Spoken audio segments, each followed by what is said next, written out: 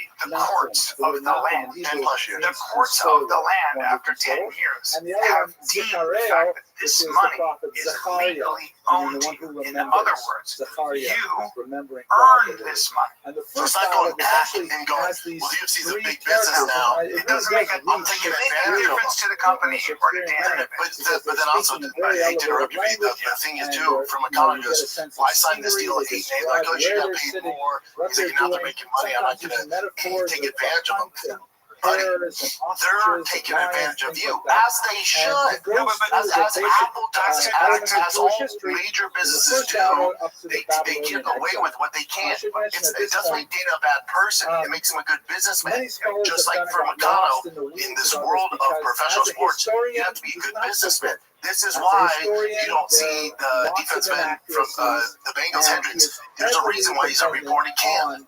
because he knows how much money the Cincinnati Bengals are making. He knows his worth, and he's going, I'm not reporting. You can't pay me what I'm worth. That is an economic consideration in what's called making a deal and saying, this is what I bring, the revenue I bring to your company, therefore I'm worth this particular. Now, football, they have more rights where they can get away with that. Fighters really don't. And if these lawyers, who shout out to them, didn't take this case on after 10 years in appeals and keep doing all this shit, the brave fighters who put their necks out on the line, even though they got blowback at the time, if they didn't do this, none of this money would have been there. So it's also the fact, again, that it has been deemed legally and exhaustively after looking at all the factors and agreed upon by the UFC and all parties that this money is actually owed to you because it's what you earned. And so to not take it is ultimately doesn't make a lot of sense. I understand what he's doing. I understand that idea. But at the end of the day, I think it was exhaustively determined after looking at all factors that this is actually your money. And then remember this. Look how many fighters support my take too. Eddie Alvarez. The third dialogue is perhaps the most fascinating, one that many scholars have meditated on the most. It goes. By the way, I think we've talked about this enough, but I would say that this is his money. He's owed it. Very lengthy descriptions. Because my whole thing with McConnell, people are like, who are you to say he's never going to be champ? Experienced himself. Sure, I get that. I'm not. Prior generation. It's no shade on McConnell in any facet, but let's go through this, and this is where I came to my final kind of saying he's not going to be champ ever again. Look at the division he's in, 155. Look at his set of skills. He's very, very good. He's a fucking superstar, and he's an exciting fighter. But if you look at the 155-pound division, it's the toughest division in the world, and he got a title shot while somebody getting injured. He couldn't make the fight, so they inputted him in because he was on the same card. If that never happens, he's probably not playing for a championship. That's the reality. And again, we're playing the odds here. The odds of any fighter fighting for a world championship is less than 1% of all the guys in the UFC. It's actually like 0.1%. So my logic of that is saying, you made your biggest payday ever, bud. Are you set? Are you financially all set?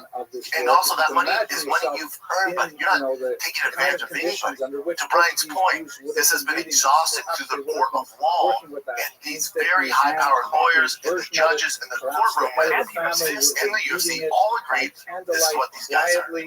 So you're not taking advantage. They've already factored that in their business plan. They're way ahead of it. This is a blip on the radar. They're going, hey, give them the money. Now remember, it's off their books and they can move forward. Must you forget, this original lawsuit was for $1.7 billion, and they settled for 400-something million. So you see, actually, even one in this case. Just trying to convey the up message at the end of it. Happens to be a photo. Now, I know I sound like the guy from Shawshank Redemption when he gets that fucking money. He's like, yeah, I can take the wife out, and the kids ask me for a ride. You know, they're giving me $10,000. I'm not being negative here. But if you look at the actual facts of it, we're all still being underpaid. In the grand scheme of things.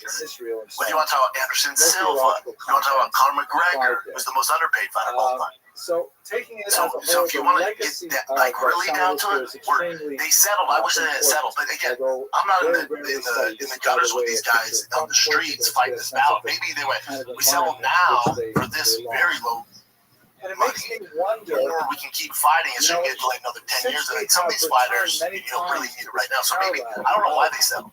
But the original plan, again, was billions of dollars. It makes me wonder, who is writing? And they didn't just make that number up. They have the analytics. Because I've talked to these guys. They have the analytics that this is actually what it should have been. But we settled on this.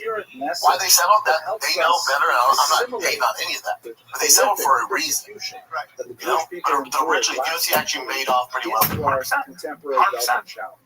And to be honest, I was expecting nothing. Remember, I was on the board. I was part of the group that brought Cerrone in, all that shit from the very get-go. Because I'm like, yeah, we're owed more money. And then I was like, God, man, it's exhausting. The fighters aren't really into it. So I backed off. I didn't. This was a byproduct. I didn't think about this all. And then they call, you know, hey man, got a check coming in. Oh, fantastic. Good for you. Thank you guys. Thank you. Thank you. I'm only pissed I didn't get I hope you being a enjoyed fan. that lecture. I myself got Put a lot of time of study Yeah. on some of the You know what I mean? It was a Okay. privilege to be able to speak about What else you got? audience live. Well, good take though. Good take. You did And I love Mikado. I love that Ariel's giving you a love too. Yeah, I love that so much. Yeah. Really wanted to. What do you guys think about this Colbert stuff? Colbert, I think it's very interesting. So let's go through it for a sec. Like, you know, I'm actually a fan of Colbert. I know he got liberal and people had problems and all that stuff, but Colbert, as far as Remember talent, where he comes real from deal. with the Daily Show. Yeah, well, he also comes from Strangers with Candy. Colbert was a hell of a sketch artist, a hell of a hell of an improv. This could be just the internet being the internet, but his show on CBS was canceled. Now, it wasn't canceled because of low ratings, right? So I went down the rabbit Let me tell you, because what I heard is he actually compared to Jimmy Fallon and Jimmy Kimmel, he had high ratings on both of them. Yeah, he gets about 2 million. So his show gets about 2 million viewers, and in the coveted time slot, Wow. yeah, That's not bad in today's standard. compared to 50 million back in the day, it's nothing. But compared to, so I'll give you the numbers. So between 18 and 49 or whatever, that golden demographic, he gets about probably 250,000 people. That's a lot. It doesn't seem like a lot. If you compare it to Fallon, who is getting something like 1.1 million. Oh, wow. Very small. If you compare it to James Corden, who got canceled, it was even lower. If you compare it to What about Jimmy Kimmel? so if you even compare it to Kimmel was getting about 1.617. Okay. Can I tell you something real quick? I think besides Jimmy Fallon, Colbert and Jimmy Kimmel, no one suffered more from Trumpism. Yeah, so I'm gonna get it Because their show turned into this just anti-Trump show, which, whatever, do you think? I get it, and a lot of people don't like him. Trust me, there's a million reasons. I get all that. But when you're a comedy show and people want to escape from what's going on with the world, and that you look at Johnny Carson, never did that. Jay Leno never got into the politics. David Letterman never got into it. When that was their only narrative, and they became consumed by anti-Trump, I think most people went, "I'm good, man." It wasn't just that. And here's another thing. Colbert's talented. Colbert's very talented. He'll have a podcast and all that. But it wasn't just that. I don't feel sorry. You gotta. We'll get conspiratorial here, but I'm gonna go through. Oh, let's do it. Colbert started having on the podcast people Show or podcast? on his show, people who were very critical of Israel, people who are also very vocal about Israel committing "quote unquote" genocide. Now, like actors. So people like Adam Schiff was on it, but they also had different pundits that were coming on, and Colbert was sort of giving a lot of voice to an alternative point of view that was not conservative. Okay, and part of it was after October 7th, there was a lot of anti-Israel, anti-Jewish energy out there, a lot, more than I've ever seen in my lifetime. Well, Sumner Redstone's wife, I can't remember her first name, but Mrs. Redstone is a fierce Zionist. She is a Jewish woman who owned Viacom. Remember, Sumner Redstone owned Viacom with no debt. One of the richest men in the world, and his wife, after he died, inherited that. In the 18th century, she has just sold that to, see who, Sherry Redstone, see who she sold the entire CBS. But listen, it's very possible that the person that bought it said, I don't like this. I don't like it. I'm going to actually buy the whole network and fucking take it off the air. I think he also. I'm just saying that. By the way, everybody, I'm just saying that is not my theory. That would be a theory from Jewish intellectuals who are on a show called Commentary Magazine Podcast. So I'm just telling you the annual salary of late night hosts. Because with those he's making $20 million. Yeah. Okay, so $20 million. And the other thing about that is, I'm sorry, but the other thing about his salary was he wasn't necessarily earning. Okay, he was not. We were not earning. Colbert was reported at 15. Jimmy's salary was 15. But again, related that's a to lot of varying money. degrees to the And when you're actually not as popular as you think, and the network isn't making that much money, there's also an economic consideration. But I'd also say this. I also think that he got away from originally what he's supposed to be there for, right? Kind of an outlet of humor, and when it's just focused on all this Trump syndrome stuff across the board. How views are going down. They have high salaries, but also no one wants to talk about it. Also, regular network TV is dying in spades, so no one's really watching. So I think A, it's about time. B, it's just on who thinks next. Jimmy Fallon and Jimmy Kimmel. But don't underestimate the fact that people that own these massive corporations have a political point of view. That they have people on their shows that they believe are swaying people in a direction that they find harmful to their interests, harmful to themselves. It is very possible that they go, you know what I can do because I have so much money. I can buy this network and I can just cancel that. But then also, like, maybe that is your agenda, but then also, if you took over the company, let's take the conspiracy out, you took over the company, how much are you paying Colbert? 50 million? How many views is he getting? How are we doing advertising? And it really doesn't add up. That's right. Well, let's nix that. And now and it's on a downward trend. That's what I'm saying. Right? So it's not like they're business-wise, they go, let's do it it's now. causing a lot of problems. Yes. I don't agree with a lot of the stuff they're having on here, and I don't have to have it on. I can just take it off. Yeah, because she doesn't even do the whole, anti-Semitism, Jewish shit. She just go, well, business-wise, this is what this company It's not just the anti-Semitism, it's the anti-conservative. That's what I'm saying. We're paying them $50 million. The views are trending way down. Like, we can put these resources in something else. Well, it's also conservative. It's also the conservative money coming in and going, I don't want that guy on. It's also the death of late night because, again, the TV, I've been watching, I used to love it. I've been watching years. If you talk to the Colbert people, I can promise you that they will tell you. I guarantee that the conversation is, we got canceled because of our political point of view. I can promise you they're saying that. So this book explores Also, what do you think was going to happen? paradox. I believe in free speech. I love that people have different points of view, but hold on, but talks. Also, you work for a corporation, Bubba. You got this gig not to push any political agenda, and it's all you guys did for the last 5 years. Now, on the other hand, even if you were super pro-Trump all the time, I would like to come on. So let me ask you a question. University of Chicago, different universities, Stanford, they've got professors that are straight up socialists and communists that are calling for the destruction of the universe. They're actually teaching their students how to create disruption, and ultimately the goal would be to tear down the institution. To me, I would fire those professors. Of course, I would be like, hey, you, get the fuck out of here with your bankrupt ideas. Of course. But they're talking this way to their students in public. I'd be like, nah, I don't want you to be like after a while, the conservative money, and the conservative money is already buying up these things and deciding what they're controlling the narrative because a lot of people feel they have to. So it's a war of money. It's back and forth. It is. We are now jumping all the way to the 18th people like century. Ackman, these guys, in our discussion. who's the biggest hedge fund manager in the world? His daughter went to Harvard and came back a total communist.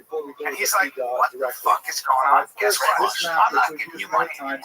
Indicates the kind of for Colbert's long time coming. It's just a matter of time. Whether it's this year, next year, 3 years, late night shows in general, whatever the political agenda is, it's disturbing. The guy who owns the Los Angeles Times, bear in mind he bought it kind of extensively for his daughter, I guess. Same thing with Bezos. And the Washington Post, Los Angeles Times are losing money because they are so liberal. And he went, you know what? We're done here. You're not writing shit people are reading. You're not doing anything. Your newspaper makes money because of the crossword puzzle. So let me ask you this. When you go through all these liberal and far left things in their agendas, can you name one that makes money? So the New York Times makes money because they're cross. No, I know, but I'm saying when they have that outlook online, can you name one business that's It's not great for money. No, it's just not, especially me. across the board? Across the board. Well, no, I would say this. There's always room. There's always room for a liberal point of view. There's always room for a left-wing point of view, and we should have it. What there isn't room for is when you're being dishonest and when you're reporting stuff that isn't true. That's what CNN puts me guys in trouble. Liberal and left views. How's CNN ranked?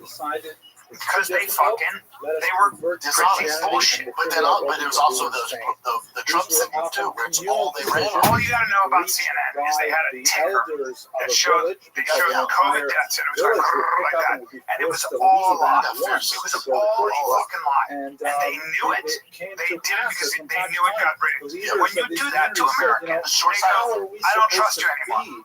When you say that Rogan took horse dewormer, when you say that the vaccine does this, when you all these things, and people go, I'm living out here trying to make a living. You destroyed my business with your false information. I built a business for 30 years, and with your disinformation, your mainstream disinformation called COVID, you ruined my business. You kept my kids out of school. No. And we listened to Gavin Newsom. I've listened to Gavin Newsom now twice on the Sean Ryan show, and I think on Charlie Kirk. Charlie Kirk. I gotta tell you, it made me more sympathetic to Gavin Newsom in that he runs the fourth largest economy in the fucking world. It's the biggest state. He's responsible for 40 million people. That ain't an easy job. And he probably is a lot more aligned ideologically with me, with you, than you realize. He's a businessman.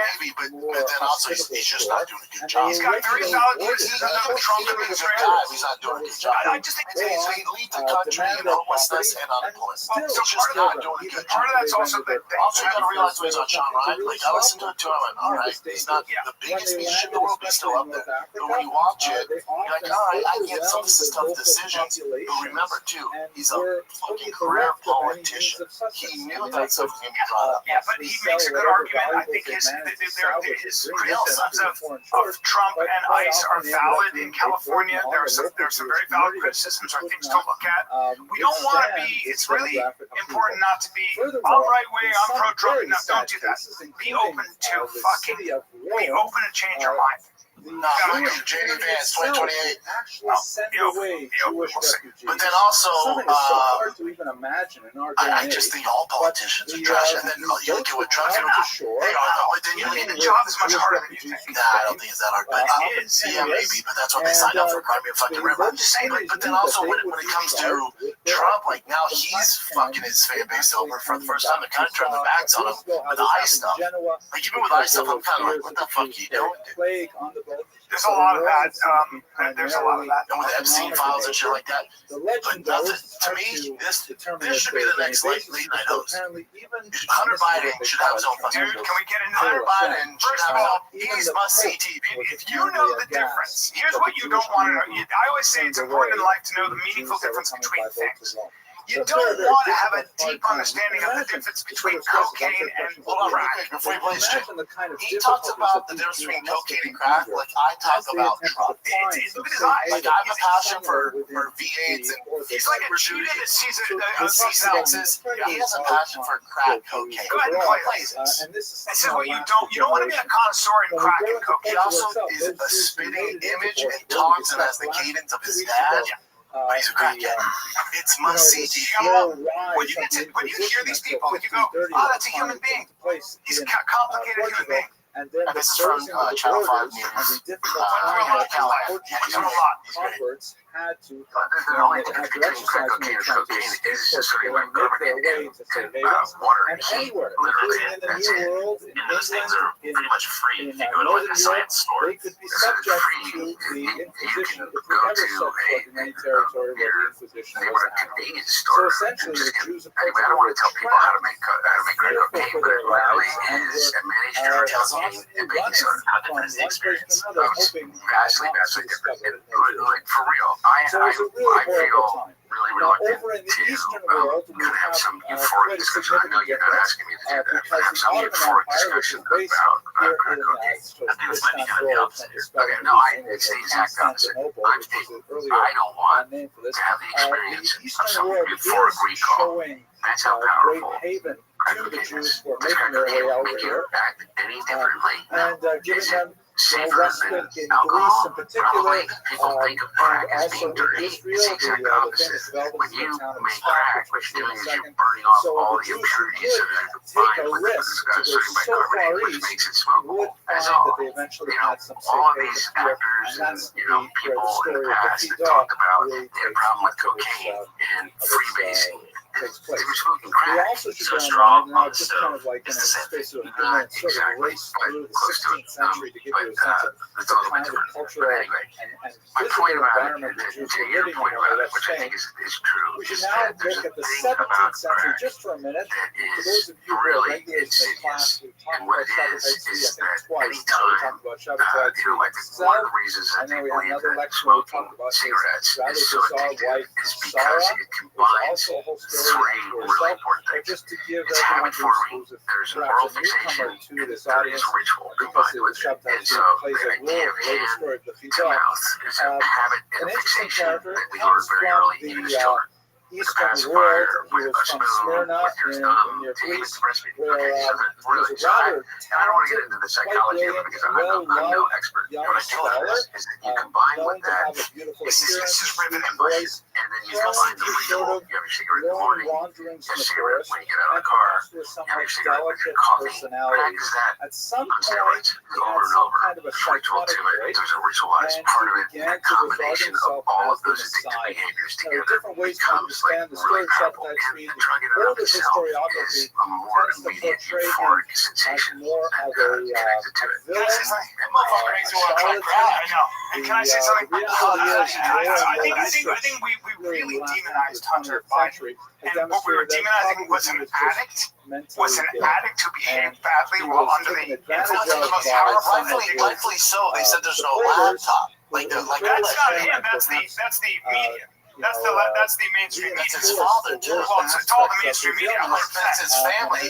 And I saw that shit. And then also his ties to Ukraine. I don't care what's on the laptop, actually. Because it was the debauched behavior of an addict who was caught in a terrible addiction. For me, I have sympathy for addicts. And so I think some of this was us. It was like kick a dead horse, kick a horse while it's down. No, there's nothing to kick because it says there's no laptop, and we found it after. Yeah, that would be. And he worked. That would be because he got the job from his father.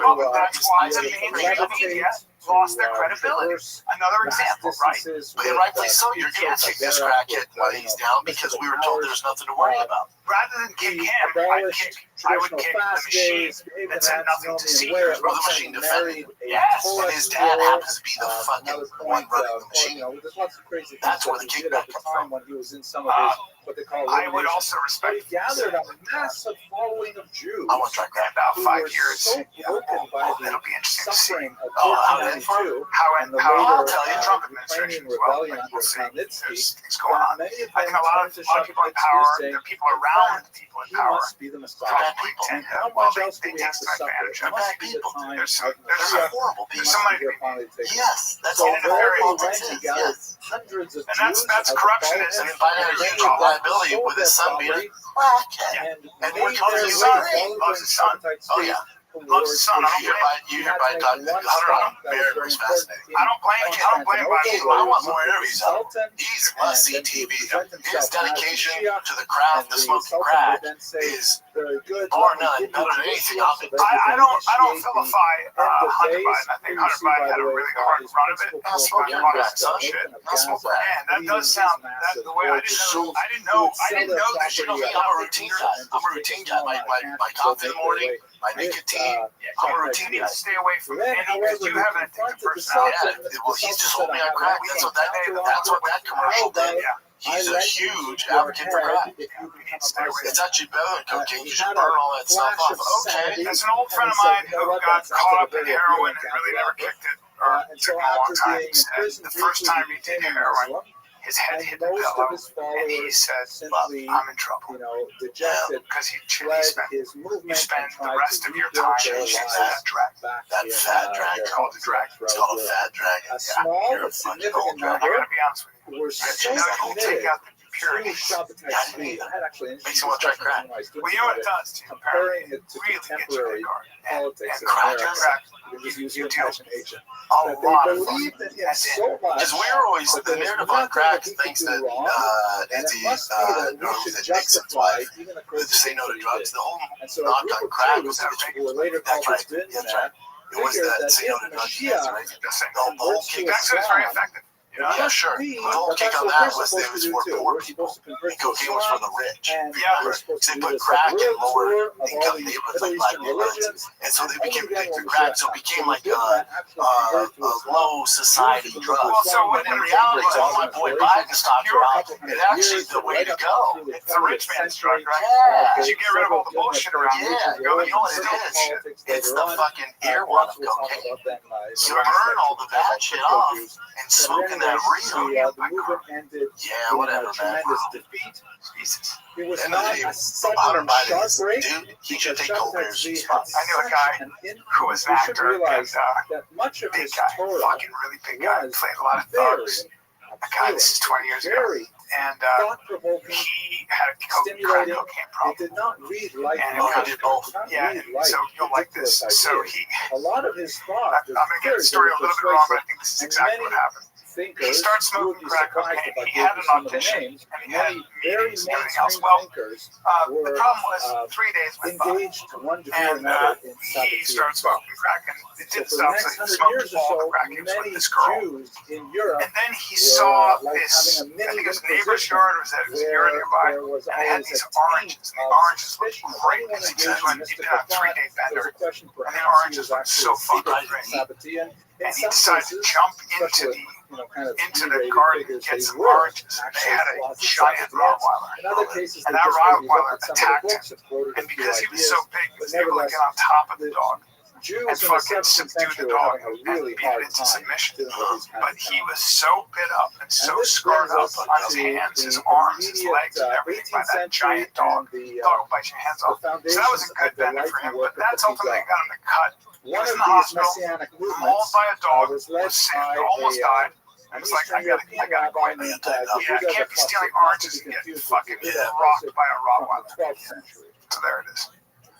Yeah, crack cocaine's a rough one. Yehuda Chassid led several hundred Jews from, I think it was Poland, if I remember correctly, Real quick question on that and though. Germany, Wait, one more question. to Israel, Brent, who were laboring Hunter under Biden. the misconception that the problem Messiah getting was laid? to appear. Zero problem getting laid. Zero problem. No, but this will kill our lives. More tits thrown his way than ever before in his life The after all this. height of Sabbath You'd say that, yeah. activity was That's what I'm saying. 1650s, I'm looking at him going, early 1660s. he may have gone to a better, not a terrible looking guy, very And famous. Yehuda I will guarantee. Also, somewhere if in the neighborhood of 1,000 this might be Jews weird to say, but Israel, also who also sold top three all of guys their you'd want part of it. belongings, anticipating that the Messiah would be revealed and we would have the dawn of the new era. If he was more into drugs, landed he in immediately Israel, might be best friend. penniless, I need you to If I stay away talk from about me. Nope, you need to stay away. three Godzillas the way you talked about crack You don't cocaine, need- we got something. You don't need a friend like him.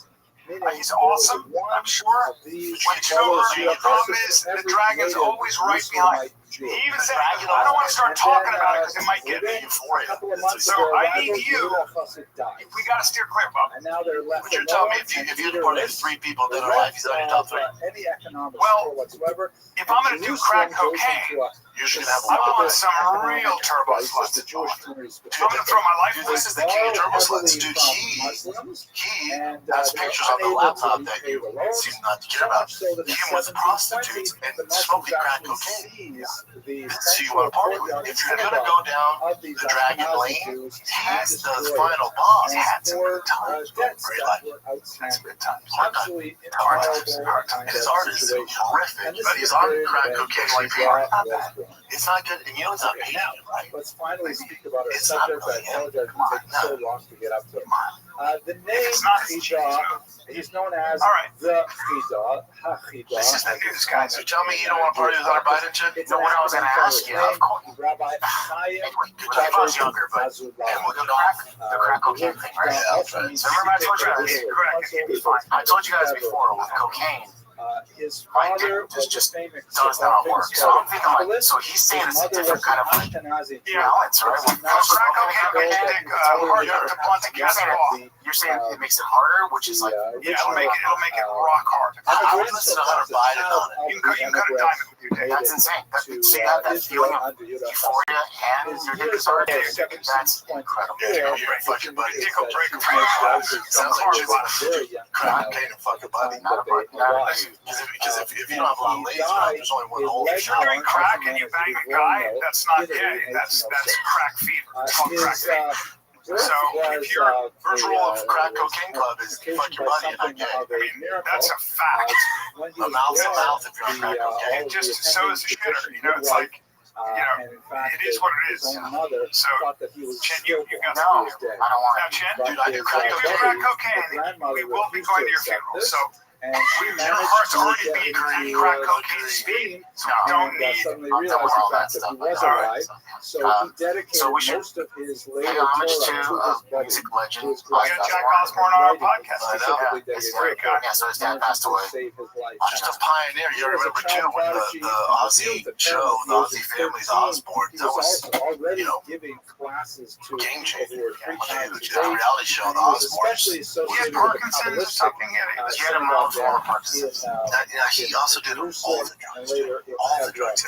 He's famous. I saw him in person a couple times. So many things, but I'm going to focus on About 10 two years ago, things in and particular. he was First of already, all, as a great Jewish literary figure, he had composed gone, some he 85 lived in Horror. works. Need some darkness. His main, About his 65 main of them thing though were was eventually seen getting in back print. surgery. The other So he 25 regrets have getting either it because lost as soon their as he got the back surgery, most of them are made fairly everything small, worse, had but some of them infections, are really and quite that's why he believes he got that huge malform of Parkinson's. Oh wow, Because of that's why I'm like, I will never do back surgery. No, foot surgery.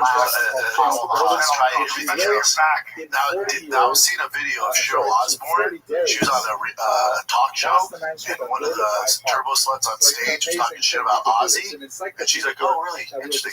And she gets up to get her drink, and then just fucking starts fighting for a man. Dude, Cheryl Osborne doesn't fuck around. She's not. Oh, Sharon. She was the brains of the operation. All the reality show, she put all that together. Yeah, she put all that together. Yeah. But he gives her so much I love that she fought for her man. I respect the shit out of her for that. And hey, by the way, how about our tweet tip our hats to two people that stayed together that long? That's not easy, man. They stayed together that long. They raised. Hey, Jack Osborne, their son, is a fucking great guy. I don't know their daughter, but I love their son. They raise great kids, man. That's a huge compliment. That's a good. Those are good. Ozzy Osbourne's special, dude, man. 76 a good run, especially how hard he was in the fucking 60s. For his lifestyle, Still young, but still young. It sucks. At 76, that would the life he wrote was about 200 years. He was great in Trolls too. In the middle of the 18th century, starting out here in Hebron, making let's its just way watch this all real the quick. way This is a across news the anchor that was drunk on camera. They made this picture. This is definitely like, mess with, but I'll show you the broadcast. Northern Europe. Like I was telling you this morning, if you watched it this morning, starting at 6 a.m., 7 a.m., I told you, you know what, today, what a beautiful day outside. It is just amazing. And so moving on tonight is we have to tell you also, like other news that's happening in the area and across the area, the nation. Before us, let me tell you about this. A 4-year-old girl is actually dead. Another man is clinging to life. And we are just lucky. This weekend right here is so amazing. Meteorologist Greg Adams. Why did I say that? And of course, just like me, meteorologist Craig Gold is working a double shift. And so he's in, and we've been tracking this. Oh my God. All right, tonight for more Saturday baseball. The New York Mets back in action in New York Series against the National League rivals, Miami Marlins. You know how much we love the Mets. contemporary She's standards. actually doing a great job Welcome. considering how drunk she is. Also, which is a sniper. How are you? She doesn't really love the Mets, am I right? This, by the way, is the I remember the signature, camera guy's like, what which the gives you fuck? the kind of mystical, That chick? You want some more? You guys, I think we're good. We covered most things for a very long time. All right. Yeah, we're good then. So, Brian? the larger Guys, Alpharetta, Georgia. Alpharetta, Georgia. It's about a half hour outside of Atlanta. Beginning Comedy Club. Come get some this Friday, Saturday, and Sunday. what exactly I'm flying in early on Monday. Charleston, South Carolina. April 1 and 2. I'm at Queen Street Theater. So come by and check that out. Charleston, South Carolina. April 1 and 2. August 1 and 2. Let's go. All right, kids. Love you. There's like 5 times entries. Oh, they're doing the 5-time entries right now. Yeah, drive fast, all gas, fully custom, with over $50,000 in mod. This thing ends in August. We've been freaking promo this thing freaking nonstop. Finally ends in August. The winner will be selected in August. Go on over to drivefastallgas.com. They should drop new merch on there. We have more stuff coming. Methylene blue. We got greens on there. We got everything. Anything you purchase automatically enters you to win that badass, one-of-a-kind ultimate dad rig. All right?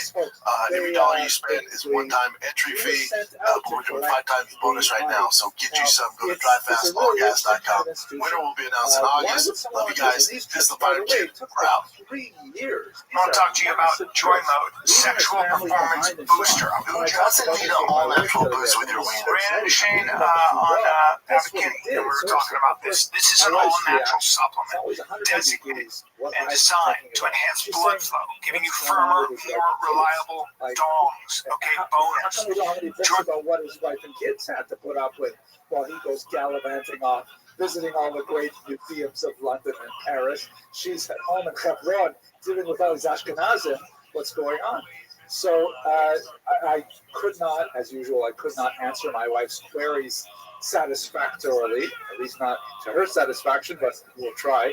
But among the motives for being a shaliach are obviously it's tremendous communal responsibility. It's a great honor to be able to support the community this way. It's also Yo, how are you, Brad? Savages. I'm watching It's a Tuesday morning podcasts and watching Jewish history lectures. What are you up to? Wealthy community, and you collect 6 figures. Well, you know, salary right there in a few days. Okay, cool, man. I'm glad you're here. How'd you find out about me? So it can be quite profitable. It's different. By the community that you Okay, yeah, and you come back with money. definitely. You also need to choose someone. The community needs to choose someone. Okay, well, you're always welcome here. I'm glad you're here. Uncle Joey and his trusted fucking I'm always absolutely. You can talk in here. 2nd of July, and it's the church New Testament. Let's start this mother. What? Uncle Joey here. Let me talk to you about it. Just a moment. What'd you say, big man? What am I doing on the what?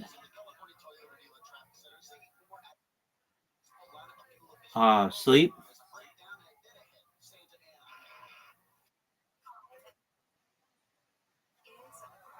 Yep, I'm watching Jewish history lectures and just chilling. Feel free to stay as long as you want. I'm always live, and you're always welcome here.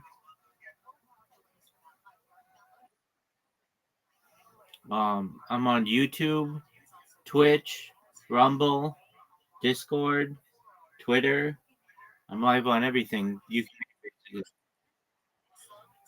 just type in Rabbi Rothschild, like my name, and you'll see I'm on like 4 or 5 different accounts right now.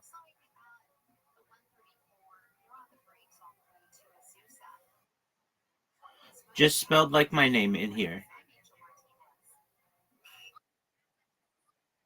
I appreciate it, dude. Thank you. How are you? How's your day going?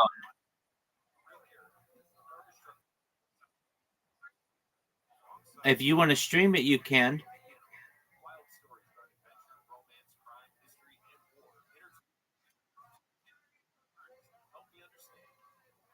Yeah, I can't because it's copyrighted. But if you want to stream it on your computer, you certainly can.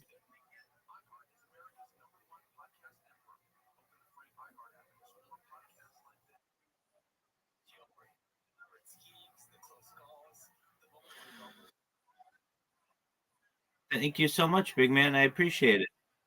Thank you so much. Every little bit helps.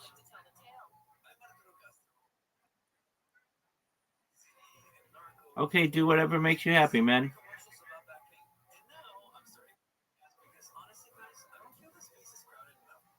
But if your gut gets thrown off, everything gets thrown off. Your mood, your digestion, your energy, basically your whole life. Bioma is here to fix all that. It's a blend of pro, postbiotics that can get you back in the zone, taking those smooth, tremendous shits again. There's nothing like taking antibiotics, pain pills, and all of a sudden you're backed up like a fucking piece of cheese is back there. And you're pushing and putting, listen, Biome is there to take care of you and bring your gut back little by little. Whether you're looking to drop some weight, or take care of that hair, skin, and nails, or get your feminine health on track. Bioma has what you need. Listen, I'm just going to help with antibiotics. And Bioma has been tremendous. So your gut is the foundation of overall health and vitality. If you want to be a motherfucking savage and sling dick with great hands, you better keep it in check. With Bioma, listen, what I'm going to do for you right now. On a beautiful Tuesday, take 15% off your Bioma order when you press in code church at goldbioma.com/church. Again, you just sit at home listening to this, and I'm talking about probiotics. You're like, Joey, I've been looking for probiotics. Now looks bad. My hair looks terrible. My ass smells like Billy Goats. I don't need this shit in my life no more. Get some Bioma. Welcome. That's 15% off with code church at getbioma.com. Oh, goldbioma.com/church. Again, that's goldbioma.com/church. Or click in the link in the show notes and get yourself in the 1960s, Bioma probiotics. The 800 miles from Montreal to go visit all the tiny little towns of northern Ontario. And every town was a little Jewish general store that was owned by someone like my father, and he would go from town to town, hitchhiking in areas where there are more bears than people.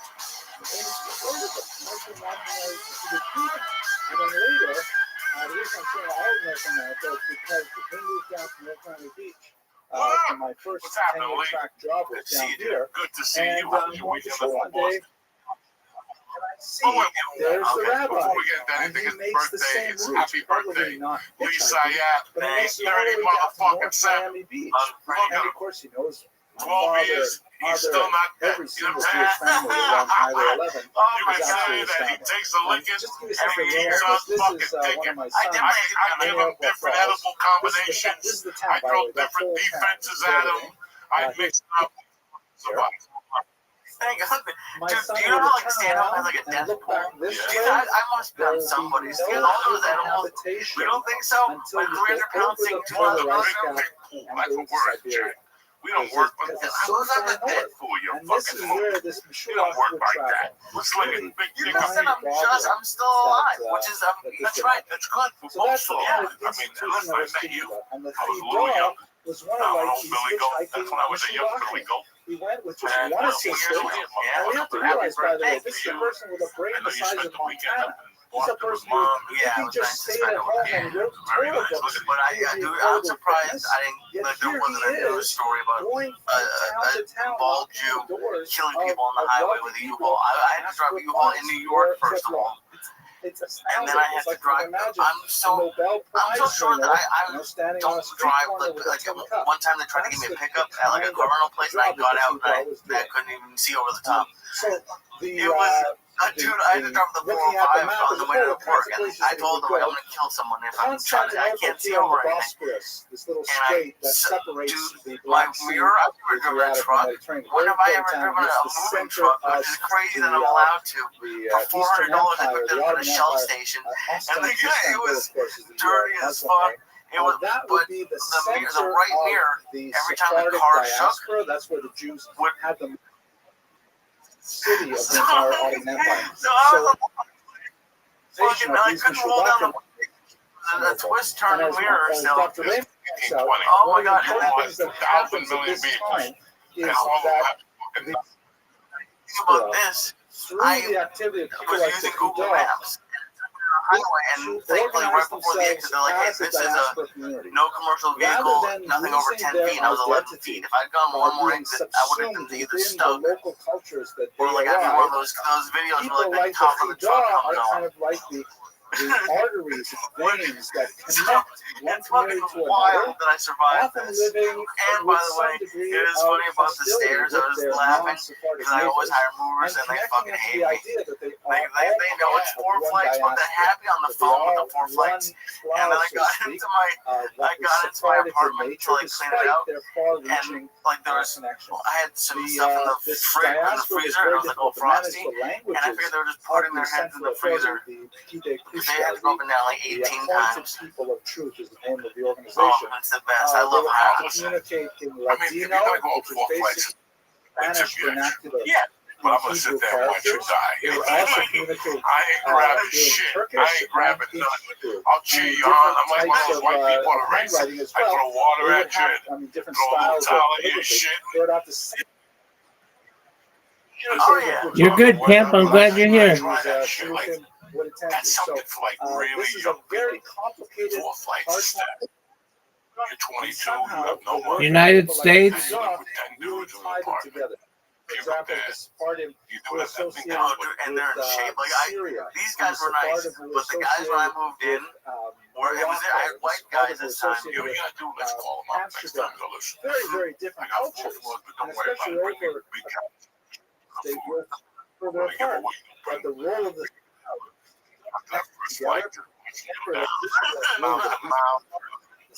Mexican immigration, literally, Oh my and god. Yeah. What's such an amazing story? This is a source, by the way, I didn't have the opportunity to consult with or talk to work, but by the very prolific young man named Yehuda Azulay, written quite a bit of work on Sephardic race, and I look forward in particular to reading his biography of Rabbi Yosef. The Chida was like a dream Meshuvah. He was a tremendous scholar. On his first voyage, he tended to be viewed with a certain degree of skepticism because you imagine him walking into some German village and he's dressed in traditional Sephardic attire with a long robe and a turban. The picture that we see here is probably not that far off what he looked like. It's true, it is 18th century. So there's a lot of liberties taken, but we have similar kinds of issues with pictures of the Vilna Gaon, for example. But nevertheless, he apparently was very tall, very good looking, was an exceptional speaker, and he would be called upon as he comes into these towns to deliver some Torah wisdom. In many cases, he describes how he is sort of challenged by the local rabbis to a kind of impromptu Torah debate. And those who are perhaps more insecure in their own knowledge will make it more of an aggressive challenge. And Dar was always very careful. I was surprised that delivery guys would do it. Fine himself. And then when I first moved there, I was like, oh, there's no way. And they came up the stairs. God bless them. Oh, but those the Hispanic movers, dude, they went up and down when I moved in. It was more shit. Strange kind of After they smoked cigarettes outside. It was the most impressive, appealing way. They were so much better than the white He was Russian quite ones. ascetic. He insisted that while he traveled, he did not sleep on a bed. He slept on boards wherever he went. He was a vegetarian during the week. And for the Sabbath, because he was never entirely sure about the kashrut or whatever village he happened to be staying in. And by the way, he and his assistant were quite often dependent on the services of non-Jews to convey them to their destinations. And every now and then he had to spend Sabbath out in the forest or in a desert even, and all kinds of difficult situations. Like, she doesn't like any. Diary, it's a mind-blowing kind of thing.